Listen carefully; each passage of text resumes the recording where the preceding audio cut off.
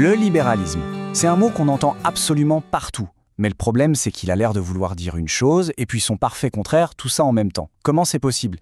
Eh bien aujourd'hui, on va essayer de démêler tout ça.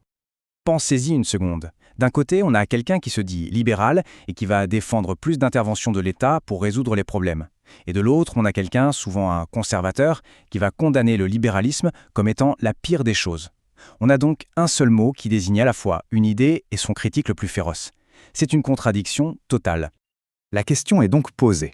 Forcément, on se demande qui a raison dans l'histoire. Pour le savoir, il n'y a pas 36 solutions. Il faut remonter à la source, au sens originel du mot, avant que toute cette pagaille ne s'installe. Et c'est exactement ce qu'on va faire. Et pour nous servir de guide dans cette petite enquête, on va s'appuyer sur un économiste du XXe siècle, Ludwig von Mises. Pourquoi lui? Parce qu'il a vu cette confusion s'installer sous ses yeux et il a décidé, littéralement, de remettre les pendules à l'heure. Pour bien comprendre ce que Mises a fait, il faut voir d'où il part. En 1922, il sort un livre Socialisme où il explique pourquoi, selon lui, ce système est voué à l'échec. 4 ans plus tard, rebelote. Il s'attaque à l'interventionnisme de l'État. Donc la question devenait évidente. S'il rejette ces deux modèles, qu'est-ce qu'il propose? La réponse, il va la donner en 1927 dans son ouvrage Liberalismus. Et là où c'est fascinant, c'est que la réponse de Mises est une simplicité presque déconcertante. Il va réussir à condenser toute l'essence du libéralisme en un seul mot, un seul concept. Et voilà, c'est tout. Le mot, c'est propriété. Pour Mises, le cœur du réacteur du libéralisme, ce n'est pas la justice sociale, ce n'est pas l'égalité, ni même la démocratie, non, c'est la propriété. Et plus précisément, la propriété privée des moyens de production. Pour lui, tout, absolument tout le reste, découle de ça. Donc, si on définit des choses clairement, le libéralisme classique selon Mises, c'est cette philosophie où la propriété privée des moyens de production est la condition sine qua non, le point de départ obligatoire. Pourquoi? Parce que pour lui, c'est de ce droit fondamental que découlent toutes les autres libertés. Sans liberté économique, en somme, les autres libertés ne sont qu'une façade. Et c'est là que ça devient intéressant.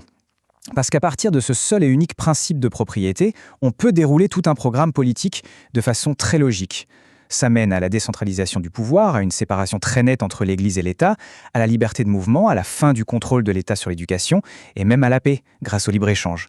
C'est comme un arbre. Toutes les branches partent du même tronc. D'accord. Mais alors, comment est-on passé de cette définition limpide à la confusion totale d'aujourd'hui? Comment un mot a-t-il pu, surtout aux États-Unis, finir par signifier l'exact opposé de son sens de départ? C'est l'histoire d'un véritable détournement sémantique.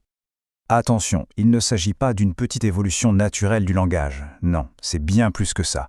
Le mot était comme vidé de sa substance originelle pour être rempli par son contraire.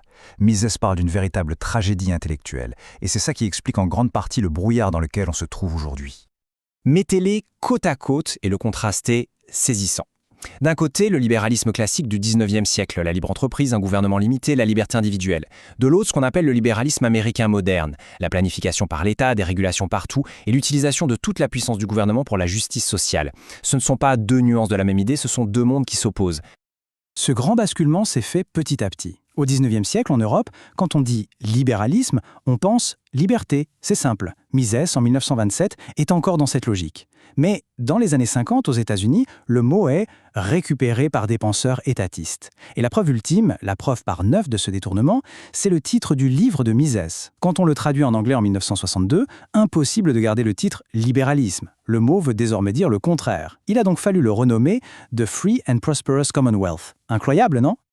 Logiquement, ça nous amène à une autre question.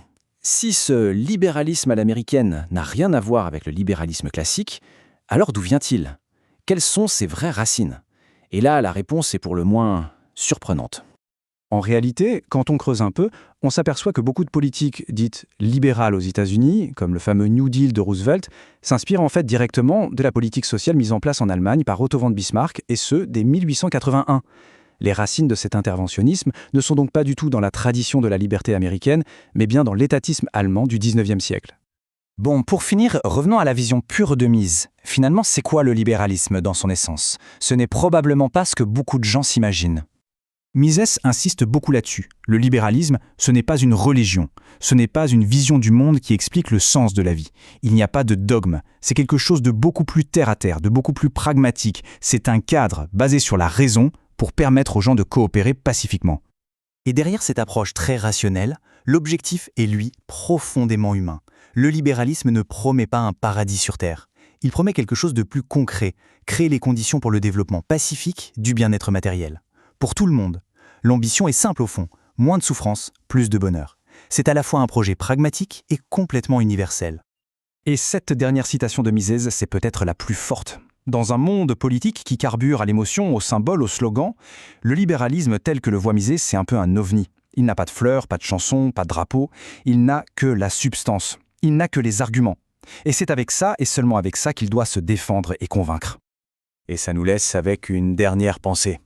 Mises était persuadé que la bataille la plus importante était celle des idées, pas celle de la force ou d'émotion.